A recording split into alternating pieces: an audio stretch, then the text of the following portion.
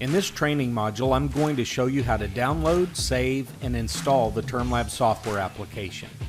To complete the steps in this lesson, you will need a Windows-based computer with internet access and the activation card that was included with your TermLab Magnum or Rebel measurement system. Let's get started. First, open up a web browser and navigate to termpro.com/magnum.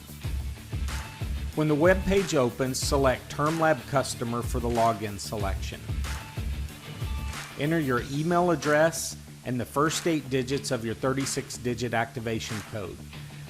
This code can be found on the activation card that is included with your TermLab measurement system. Once you're logged in, click on the download button to download the TermLab setup application. If you're given the option to open or save the file, please select Save.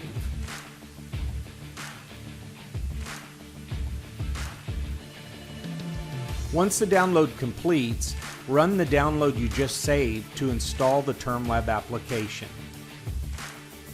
Follow the on-screen prompts.